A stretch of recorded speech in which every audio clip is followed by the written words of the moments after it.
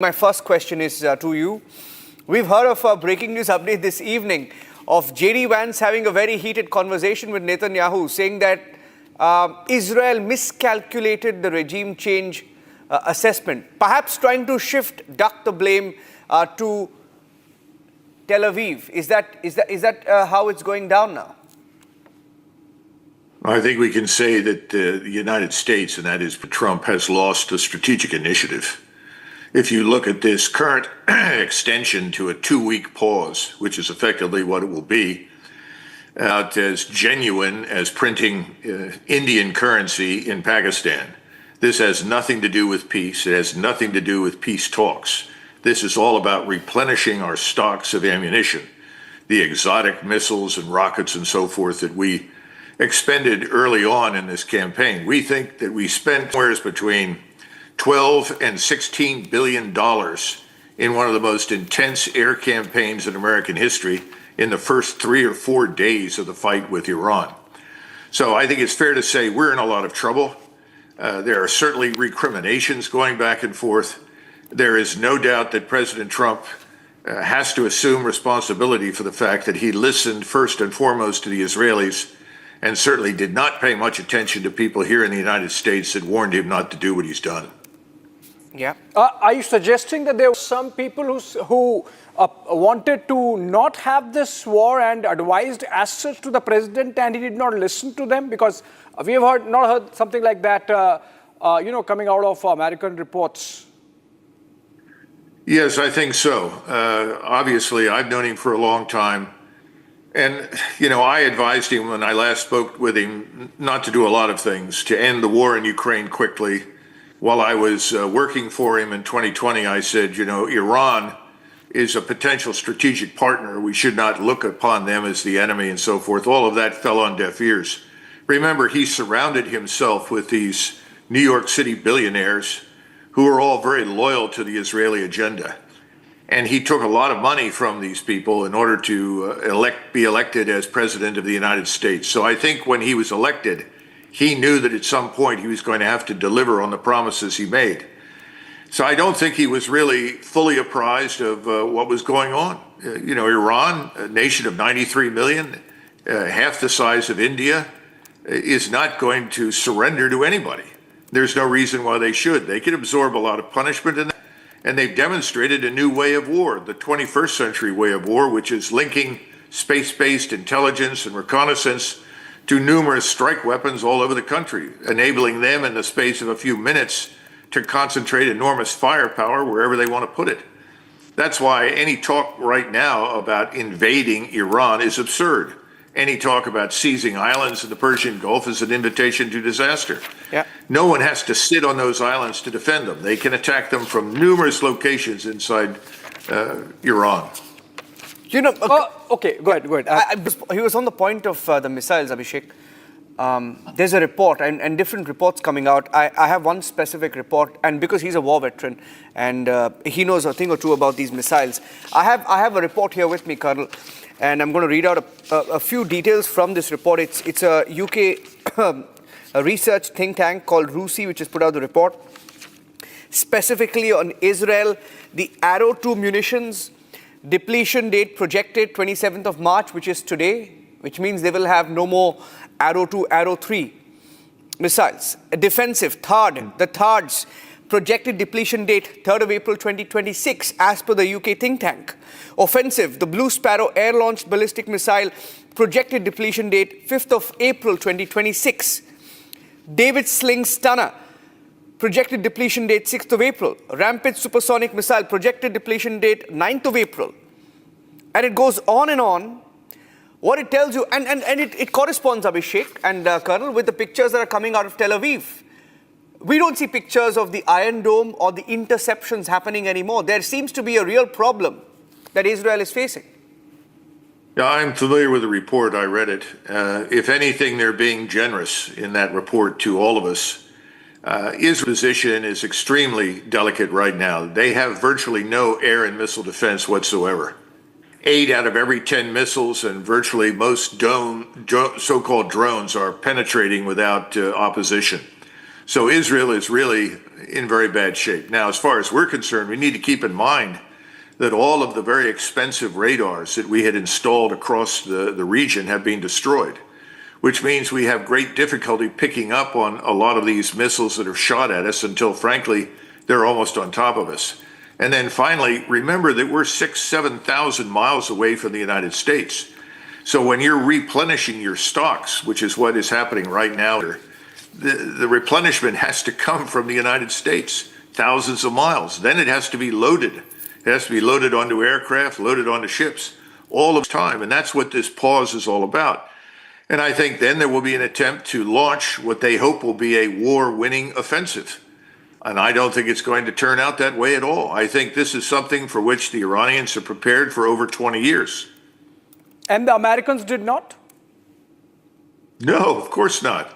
You know, our manufacturing base has shrunken dramatically. We don't have the capacity that we did 40 or 50 years ago to surge production. We're not in the same position as Russia and China right now militarily at all. I think we just grossly miscalculated. We assumed things that were untrue. We assumed that we could bully Iran. We assumed that Iran could be isolated. And I think we completely missed the boat on the economic catastrophe that we're creating globally. You're feeling the impact of this in India. You know that your citizens are lining up in order to fill their gas tanks, and that's no pleasure. You have a similar situation in Japan. This is happening in Europe. Now, the Russians, of course, are making more than $250 million a day more than they previously did. But the Russians and the Chinese both want an end to this because they see supply chains being destroyed. And if we press ahead with this next war-winning offensive, I think that will finish off all the oil infrastructure in the Persian Gulf. Because the Iranians have said very clearly, if you attack our infrastructure, our oil infrastructure, our desalination plants, we will wipe out everything in the Gulf. This has got to stop. And President Trump has to recognize that whatever advice he got was bad. He ought to fire everybody working for him right now in the White House. Maybe there's some realizing that's why this attempt to shift the onus on Israel or on Pete Hegseth. But Colonel, one interesting observation you made in your last answer, which was that the Iranian warfare this time has pivoted a lot on space-based intelligence. Now, so far as I know, they do not have satellites. Who's providing them this space-based intelligence? The Chinese and the Russians. And as a result, anything that moves within 1,000 miles of Iran is immediately identified and picked up. And that information is linked near simultaneously to all of the strike systems on the ground inside Iran. Russia and China have no interest in seeing Iran destroyed by us. They don't have any interest in seeing the society disintegrate. No one in the region wants Iran to become a basket case that the Israelis and Americans can run in, take over the oil fields in their wildest imagination, and essentially divide Iran into smaller bits and pieces, driving millions of people as refugees into Syria, Turkey, Arabia, and ultimately Europe. None of this is desirable. So again, everybody miscalculated because I think Trump listened far, far too much to the Israelis. And the Israelis promised a short, decisive war. Yeah. Now they're paying the ultimate price. You mentioned Israelis. Look at the situation in Israel, Abhishek. And Colonel, I'm sure you've gone through these reports of the Israeli Chief of Staff, Eyal Zamir. He's warned that the IDF could collapse in on itself due to the shortage of soldiers. They're fatigue that's building. Fatigue. And the multi-war... Maybe not as many casualties, but the sheer fatigue of having been in a war. Remember, not for the last 1 month, for the last 2 years, 3 years. Well, of course, keep something in mind. We don't have true numbers of casualties for ourselves as well as for the Israelis. No one in Washington or Tel Aviv or Jerusalem is interested in telling anybody the truth right now. And this is not new. We've always slow-rolled casualties in all our wars. But right now, I suspect that we have all sustained far more casualties than we're admitting. As far as the Israelis are concerned, they've depended very heavily on air power for their military strength. They've always had a small army, a small regular force augmented by hundreds of thousands of reservists. This can't work over time. They're running out of steam, not just people, but they're exhausted. They have had lots of losses. But I think the Israelis bet heavily that we would be their infantry as well as their artillery and their air power. That hasn't worked out well. Yeah. And domestically, both Trump and Netanyahu are now facing this unique situation where there is massive opposition. Republicans themselves questioning Donald Trump. Saw a few of those comments come in. People are unhappy. In Israel, the opposition is questioning Netanyahu. By the way, where is Netanyahu? Nobody knows. I saw a report today, Abhishek, Colonel, that mentioned that maybe his flight was spotted in Berlin. He's been in Berlin for the last 2 weeks. I don't know where he is. But it appears extremely shady at the moment. Yeah, you're right. I have no idea where he is. I would be careful, though, of the American situation. Go back to President Trump's State of the Union address, and when he talked about stopping Iran from having a nuclear weapon and taking whatever action was required, he got a standing ovation from virtually everybody in Congress, both Democrats and Republicans, because they've all effectively been bought by the Israel lobby. And the billionaires that back the Israel lobby have bought up these candidates. And as a result, I have almost no sympathy whatsoever for Congress. They're as culpable in all of this nonsense as is the president. But the president, if he wants to get out of this mess, should not continue to do what doesn't work. Remember the definition of insanity: doing the same thing over and over and over again in the expectation that you're going to get a different result. This next war-winning assault is not going to win the war. What he ought to do at this point is fire the people around him, step forward and say, look, I was wrong. This was a mistake. I'm disengaging.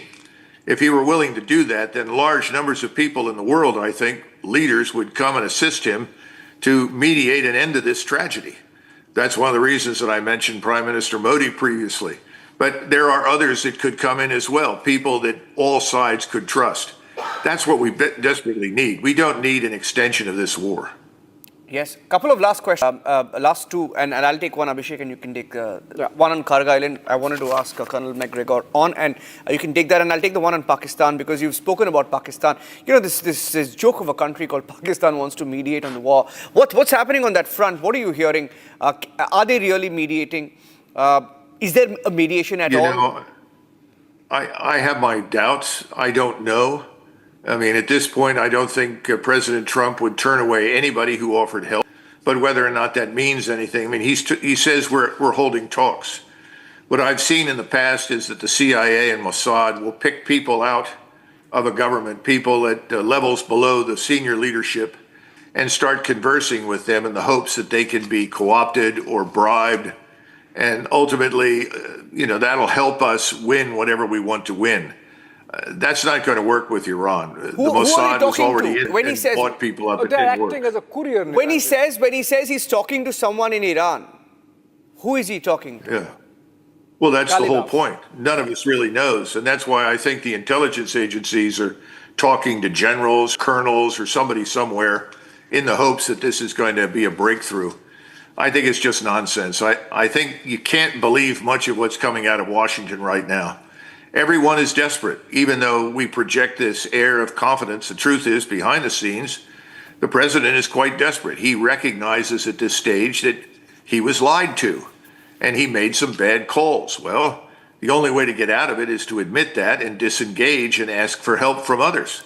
That's the only way. But at the moment, the plan is to do what I said before: be insane, double down on what has failed in the past and hope that it works. It's not going to happen. I don't care how many little islands they try to seize in the Persian Gulf.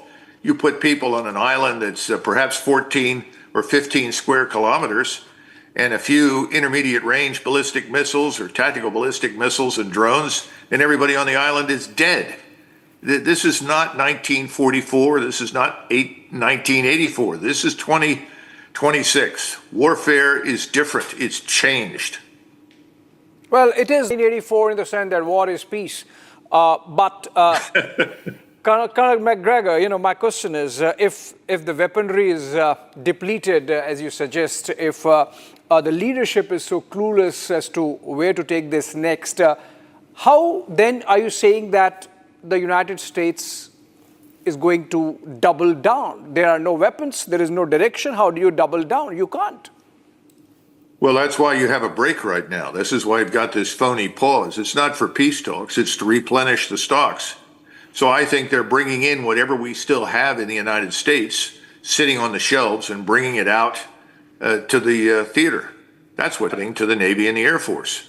And at the same time, whenever air campaigns fail historically, we then turn to the use of ground forces. That's what happened to us in Vietnam with Rolling Thunder.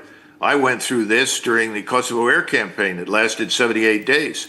And by 60 days into the campaign, it was obvious it wasn't working. And there were tremendous efforts to try and press President Clinton to commit ground forces. Ultimately, he refused to, and instead we managed to bribe the Russians to pull the plug on Milosevic in Serbia and end the campaign. This is a dumb idea. Anytime you go into any fight and you take the approach that you're going to use air power only because you don't want casualties, you're setting yourself up for failure. You know, Colonel Macgregor, you just gave, half a dozen of the list of 83 attempts or successes that the United States has had on regime change, this time perhaps failing, I doubt it. I doubt it. I think that's a bridge too far for them. And if you land down near the border with Pakistan, Baluchistan, and you try to march north, that would be the death march of death marches for an army trying to cross these vast territories. And here's something else that people just don't understand. We live in a new world. Everybody says, well, this is asymmetric warfare. No, it's not. You have on one side the United States, which has fielded its World War II force structure. You're looking at the 1944-45 force structure with new stuff, but it's the same force structure. Aircraft carrier battle groups, lots of aircraft, bombers, and so forth. On the other side is the new 21st century force structure, and that is the ISR strike structure. Well, what does that look like?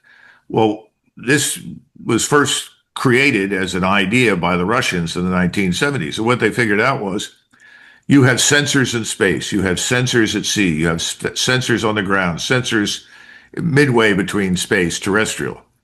You link all of these sensors in real time to all of these strike systems, which are becoming very precise. And now we've reached the point where this precision is striking. It's incredible. And we once had a monopoly on precision back before the turn of the century. We've lost that. That precision capability rests in the hands of people all over the world. And suddenly, mid-range powers that before were largely incapable of presenting resistance can shut down our armed forces. And what you have now is the ability from space to see everything all the time. We call it persistent surveillance. You have Chinese satellites, Russian satellites feeding this imagery and information to the Iranians. The Iranians take this instantaneously, match it to their tactical ballistic missiles, their cruise missiles, their unmanned systems, and they can launch out to 1,000 miles. They can destroy ports on the Red Sea. They can essentially shut down traffic, commercial traffic, but more important, military traffic. Yeah. So if you tried to land on the southern part of Iran, they would see it immediately. The only question that they would then ask themselves is, how long do we wait before we destroy it? Watch the buildup, let them come ashore, and then annihilate them with all of the weapon systems I just described. Now move over to the Persian Gulf. How do you get the Marines and the soldiers there? Are you going to fly them on V-22s and helicopters? Are you going to drop them from the air with parachutes? And once they land, what do? We have a saying in the military, in the Army at any rate, what you do after you arrive is much more important than how fast you get there. Now, we can move all this light infantry there very quickly. And you know what? Under the wrong circumstances, they can also die very quickly because you have no means to protect them. I don't know what the thinking is. Perhaps there is some sort of miracle of engineering that breaks the laws of physics that will allow us to magically insert people without anybody being seen. I have no idea, but I haven't seen it. So my assumption is the laws of physics still apply. And as a result, we're going to put a lot of people in a very dangerous place, and we're not going to get the effect from it that we want. I mean, I'm sure you've heard people say, in fact, Senator Graham said this, well, if we take Carg Island, war over, that's it. It's alarming, he says. Crazy. I mean, you mean there's no other way for the Iranians to export oil? And by the way, the Iranians have made it very clear, if you do this to us and you destroy our oil infrastructure, or try to, and our natural gas, then you're all going to lose everything in the Gulf. All these GCC countries that have been loyal vassals, first of the British Empire that created them, and then secondly became our vassal states, in return for which we said we'd protect all these family dictatorships. They're going to be out of business, not just today, but permanently. Right. So I just don't see an easy way out, but I think we're going to try something. And I think it's going to fail. Keep in mind that President Trump, whether he cares to admit it publicly, faces humiliation nationally and internationally. Now, why is that the case? Because he's grossly miscalculated, grossly underestimated the challenge that he took on when he decided to attack Iran. I think he listened to a lot of vacuous promises from the Israeli side. The Israelis tend to feel contempt for the various Muslims and countries that surround them, which is a very bad thing. I think he bought the argument that this would be quick and dirty and that he could somehow or another profit from it. He now knows that's not possible. So, this is back to what does he do next? And I think his instincts are saying, I've got to double down and smash Iran. I've got to rub their noses in the dirt. So I never took seriously this 5-day pause. If anything, the pause that he's taking, and by the way, as you point out, that doesn't apply to the Israelis. The Israelis are bombing oil infrastructure, plants, anything they can. And that doesn't help matters, but they're not terribly responsive at this stage to President Trump. I think they regard him as a bought man who's going to have to do whatever they tell him. I think that's a mistake because I do know President Trump, and if you push him too hard in one direction, he's going to push back. I think, though, at the moment, he's looking at this as a 5-day pause, and I suppose that his inner circle, including the military, they're all sitting in a room saying, how do we get out of this? How does this end? What's the end state look like? What can we accept? And an awful lot in Washington is mortgaged to vanity. In other words, we can't do X because that will make us look as though we lost. And as I point out to people, what happened in Vietnam? And people say, what do you mean? I said, we lost. And what did we do? And everybody says, well, I don't remember. We Mortgage left. on the collateral of thousands of American lives? Yeah, we left. We just left. We lost and we left. And we said, too bad about the 58,500 American lives. And oh, by the way, too bad about the nearly 2 million Vietnamese we killed, needlessly and pointlessly. We just left. And many, many years later, you had people that went back to Vietnam from the United States, some of whom had served in Vietnam, like former Senator Webb. And they went there and said, look, this was a terrible mistake and we regret it deeply and we want to do business with you. And much to everybody's surprise, the Vietnamese were willing to cooperate. And we've had better relations since then than ever in our history. But this is a bad habit with America. I mean, I dislike it, but this is the way we do business. And I think that at some point this could happen again. But right now, I think you're going to see this war take on new dimensions. Now, when we talk about invading Iran, I love to go back to the Dardanelles in 1915 when the British decided, well, it was really Churchill, who was always severely inebriated when he made most of his decisions. And he was equivalent to the Secretary of the Navy or Minister for the Navy. And he said, well, we need to seize the Dardanelles. And once we've seized these from the Turks, then the Royal Navy can sail through the Dardanelles, through the Straits, and it can take Constantinople under fire. And we'll land more troops in Constantinople and drive the Turks out of the war. And they decided, well, after they lost some ships that they couldn't defend in the Straits, they said, well, we're going to land a force there to take the Straits. Well, if you look at the Straits, in the Dardanelles, and then you look at the Straits of Hormuz, the Straits and the Dardanelles, the British landed here and the Turks were up here. Right. And that's the way it stayed for 9 months. And they went from 75,000 troops up to 500,000 troops. It was a catastrophe. Finally, this man Kitchener, and I'm sure you'll remember who Herbert Kitchener was, one of Britain's famous imperialist generals. Sure. Kitchener said, this is crazy. We can't win this, and withdrew everybody. the British lost about 50,000 killed.